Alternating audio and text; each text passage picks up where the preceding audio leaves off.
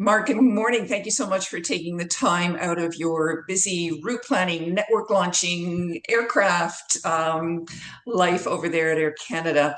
Today, we get to talk about the sexy part, and that is metal. Everybody loves to talk about the metal, the hardware, the aircraft. I noticed the story we ran yesterday on the new A321 XLR is going crazy in terms of Sure. traffic. And I don't totally understand why. So I want to understand. This is the Air Canada Accelerate story. So that aircraft changes a lot for carriers, right? Because it's a narrow body, long range, creates a lot of opportunities. You've chosen Montreal, Palma de Mallorca as the first route. Why is that? Tell me a little bit of the backstory. Sure. Good morning, Nina, and it's a pleasure to be with you. And just before I start, I just want to thank the trade in general for really supporting us and stepping up and taking care of our customers over the last month. So I just want to say a heartfelt thank you again. Now on the 321 XLR, we've been looking at this aircraft for the better part of almost 7 years. I remember starting this business case 7 years ago, and to actually see this aircraft almost around the corner, it's a really amazing feeling. Okay, so what's really special about the 321 XLR? So basically, it's a smaller narrow body aircraft that reduces the amount of economic risk we take when we open new routes. So typically, a wide body airplane will fit anywhere between 250 to up to 450 seats, and on many routes that we fly, that's simply too big an airplane. So with the XLR, we now have an aircraft that enables us to open routes like Palma de Mallorca. We're going to do Toulouse and Edinburgh from Montreal. And it gives us really interesting growth prospects to grow our global footprint internationally, which is one of our key ambitions. And this aircraft it's got perfect range. So for that aircraft, it can't fly very much past Montreal and Toronto. So we fit right within the range circle of that aircraft. And we're also going to have a very luxurious premium cabin, all lie Yeah. flat, all access seat, which I think will please our customer base very significantly. I'm just going to stop you one sec, because I really want to get into the new look and feel and design, especially of the signature class. So when you say Montreal, Toronto, it's not between Montreal and Toronto. You can't really fly further west from a further west destination across the pond, correct? It just doesn't have that range. So you Correct. can do Toronto to Europe, certain destinations, right? But you can't do Calgary to Europe, for instance, right? Exactly. Exactly. So, like for example, let's say you're in a city like Milan or Nice. Once you get past Toronto, the payload of the aircraft starts dropping significantly. So Montreal and Toronto are really well suited geographically to serve a bunch of cities in Europe with that aircraft that other airlines wouldn't be able to do. So that gives us a unique advantage. And yet you chose to launch out of Montreal. So tell me about the backstory behind choosing Montreal and certainly Palma de Mallorca as a leisure destination. I'm very interested. Yeah. So the reason why we're starting with Montreal is purely an operational reason. Okay. Uh, for all of our pilots that fly over water, it's called ETOPS. They have to have a special training qualification to do over water flying across the ocean. And we have a large contingent of Airbus pilots in Toronto, and we just can't train them all in time. Whereas in Really? Montreal today, we don't have an Airbus 320 mainline pilot base. So starting with Montreal presents less risk in terms of training footprint and ramping up. But our full intention is to have a large base of operations in Toronto. We just need more time to train enough pilots so we can fly these aircraft over water with the proper qualifications. Just for the Fascinating. record, Nina, a little bit of inside baseball. I wanted to start with Toronto, just to give your audience a bit of a teaser. We are missing the Toronto London Heathrow day tripper, and that aircraft will help us restore that day tripper, and that's why we were pushing for Toronto initially. But we're going to have to wait a year as we can ramp up our pilot training and get ready with a suitable and qualified Toronto base. So that's the inside baseball for Montreal. And Okay. then why Palma de Mallorca? Well, the demand from Canada to Spain, Italy, Greece, Portugal, south of France has been booming ever since the pandemic. Those are some of the best routes that we fly.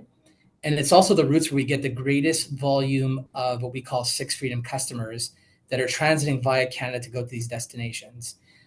So that's why we're going to continue to double down on this because it's some of the best flying that we do.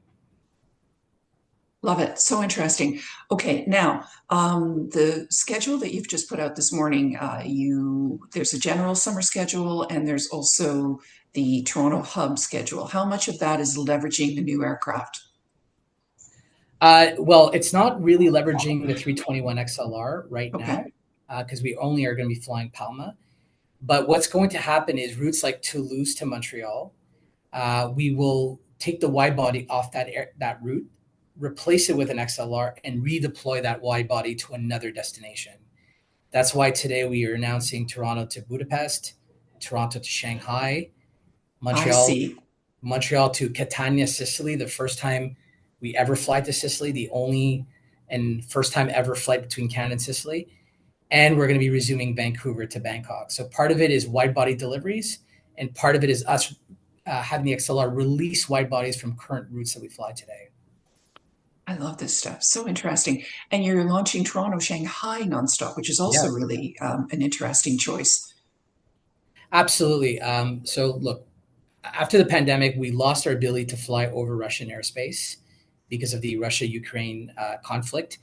And we've been working with our performance engineering team here. There's a very sophisticated team of engineers that look at all the viable flight plans and see whether or not our aircraft can make it with a decent passenger and cargo payload. So, this team really sharpened their pencils and found a viable flight plan for us to get from Toronto to Shanghai while avoiding Russian airspace.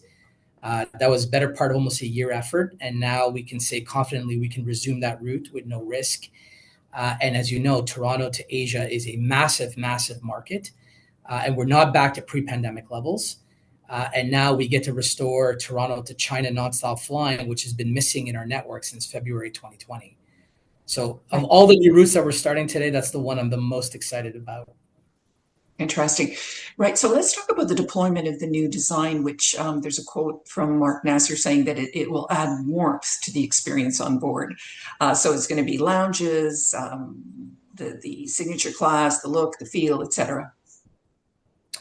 Yeah, so Nina, hard to give you exactly what's going to happen right now because you can imagine this is under very severe gag order.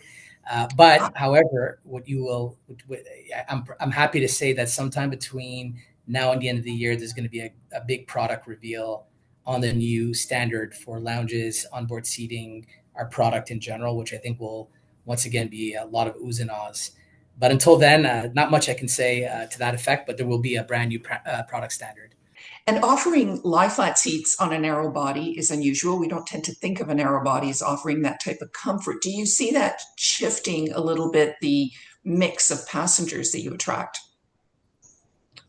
Yeah, absolutely. Because so if you look at our 321 XLR plan, so we're going to get 30 of these aircraft. We have a committed order for 30. About half of those airplanes are going to fly on North American routes. So think of Toronto, Los Angeles, Toronto, San Francisco, Toronto, Calgary. So we're going to be able to expand the amount of routes and the amount of flights where we have a live flat seat in them. The premium market is still very strong, even within North America. We just can't use wide bodies on those flights because those wide bodies have to go to Asia and Europe. Right. So now with the XLR, we're going to be able to increase our premium live flat seating within North American routes substantially. And we definitely think there's a market for that. Now, when an airline has access to this type of aircraft, which revolutionizes, as you say, the routes and the opportunities, there's also an efficiency, right? And a different revenue mix. So is this going to help Air Canada's results as well over time as you start to switch the fleet? Yeah, so Nina, we're growing with this fleet. We're not switching, so we're growing. Okay. So this is going to enable us to grow our international footprint. And I think we've said publicly numerous times our international network is Air Canada, what sustains Air Canada's profitability. So this is going to allow us to grow in the international market, which in time and in turn is going to allow us to grow our margins and our profitability. So we see this aircraft as a growth vector, not a replacement. Interesting. I thought it was going to be a replacement. That's so really everything is about the metal ultimately. Any airline, and I know there's been, a real difficulty in acquiring the number of aircraft that you need with the problems at Boeing over the last few years. Is Absolutely. that has that been an issue for Air Canada, and is this Airbus in any way helping alleviate that? Look, it's been a major issue coming out of the pandemic. We made this order, I think, in early 2022. We Okay, anticipated that these aircraft were going to be here in the spring of 2024.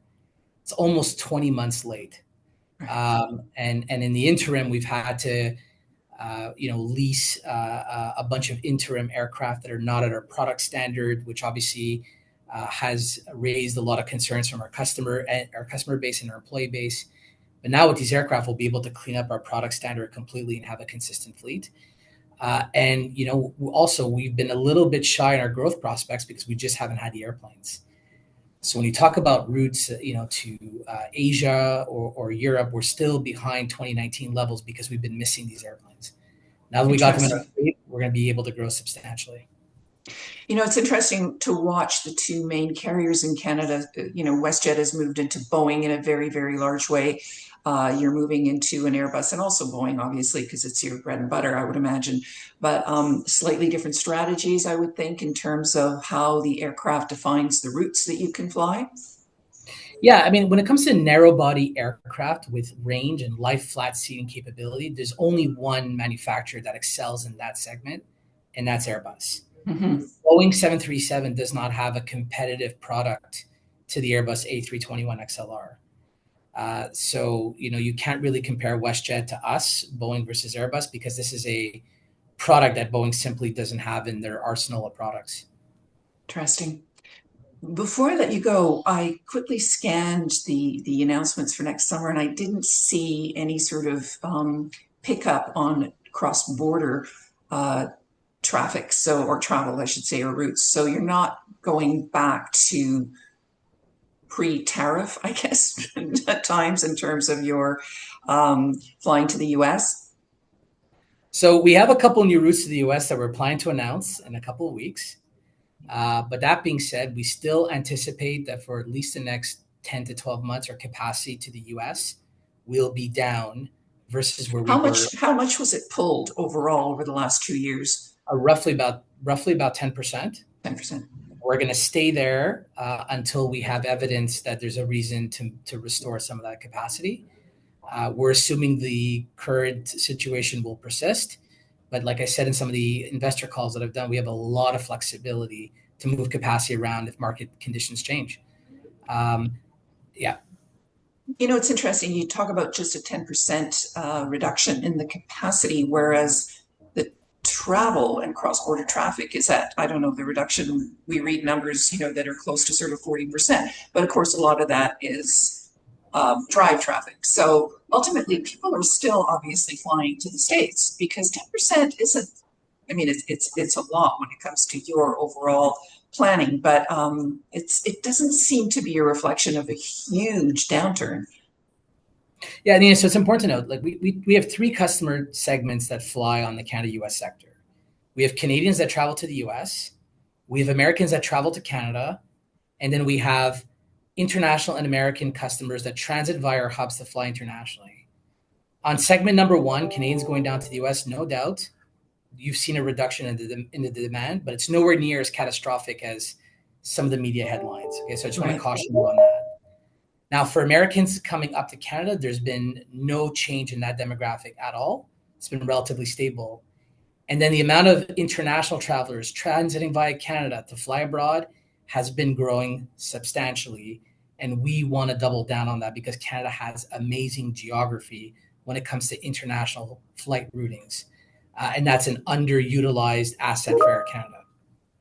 Interesting. I remember Kalen Romanescu, years ago, talking about his vision to turn Toronto into a connecting hub, an international connecting hub. And it sounds like some of that at least is coming to fruition. I would say some of that and more. And more. Okay. We have record. So in that revenue source, we hit a record last year. We're going to hit a record this year. And our intention, Nina, is to develop three major competitive global hubs. Toronto number one, Vancouver number two, Montreal number three. And our order book of aircraft reflects that. interesting. I look forward to observing this over the next few years. Thank you so much for your time. I know you're busy, and we all appreciate some clarification. All right. Thanks, Nina. Thanks very much. Have a great day.